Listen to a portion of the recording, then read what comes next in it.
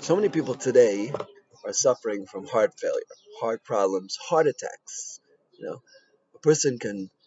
I know the story of one of my close friends, Frank Beta. I was planning to visit him in Deal, New Jersey, and one night he had a heart attack, and I came to his house for the shloshim instead of visiting him. A heart attack is a terrible, terrible thing, and it could end a person's life.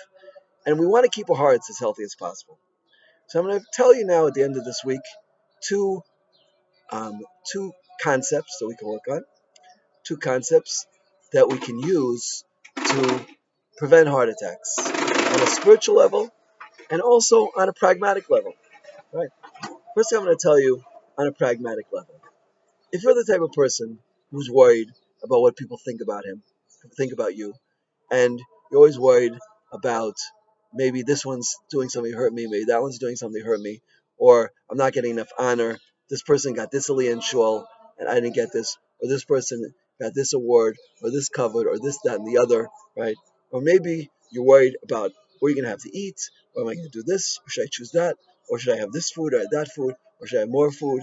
And all the time your mind is on focused on that, or this pleasure, or that pleasure. So we could just look at this person's life and think just too much concern with outside things, yeah, and your mind and your heart and your body and your feelings is just gonna not be good for your whole life, yeah. Imagine a life where you don't care what anybody thinks, and you don't care what you eat, and you don't care what people say or do to you and do to you. You're just like a free person, right? You're a free person, and this is what our sages tell us, Chazal: Ein ben chorn el misha osik b'Torah. There's no free person except for the person who learns Torah. Because if a person's not learning Torah, he's going to be drawn after kavod, about honor, and drawn after kina, right?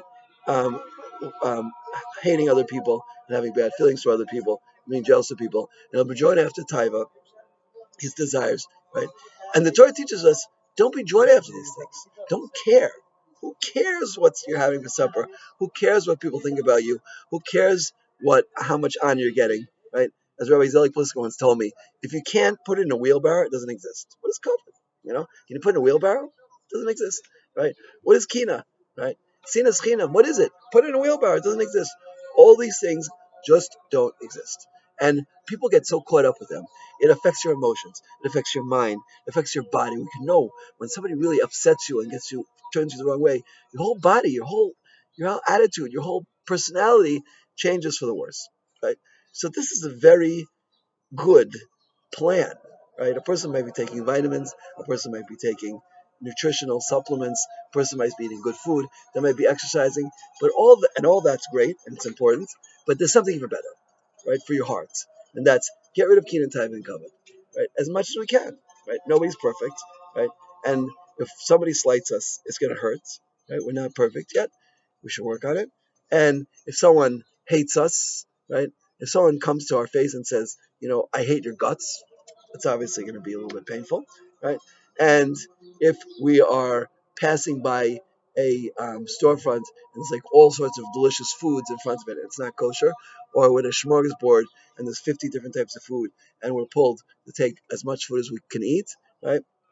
All these experiences are not easy, right? They're not easy, but if we allow ourselves not to be pulled after these things, our life will be so much better.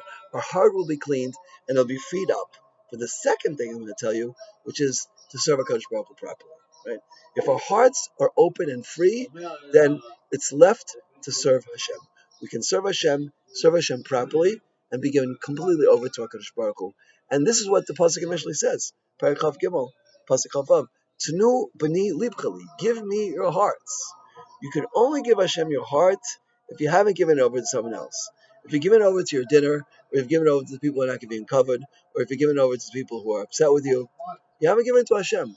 Hashem says, Tnu b'ni libchali. And as the Gra says, if you give me your heart, then you're giving me everything. You're totally and completely given over to HaKadosh Baruch Hu. Hashem should help us with this, because it's not easy, and it will help our hearts. It'll help us to be healthy.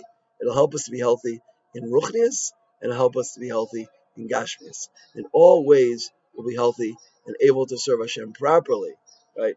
Without the constant worry, what do people think about me, and what should I have now to eat, and what can I have to have more pleasure, right? There's a much greater pleasure. The greatest pleasure is lis'anag el Hashem lehenas b'ziv shinaso. But we can only connect to that pleasure if we have cleaned out our hearts. It's like, you haven't walked in yet, right? As long as your heart is cluttered, then there's a wall between us and between Hashem, right? The moment we've removed all this clutter from our hearts, then we can be very close to Hashem, and we can really enjoy the Sanag Hashem, Hashem should help us reach this. Hashem should help everyone to be healthy, have healthy hearts, and not to have heart attacks, right? And the best way we can prevent this, we said, is number one, clear your hearts of all clutter, and number two is to connect. Once you've cleared your hearts, connect them to Hashem, and always think about what Hashem wants and not what we want, the man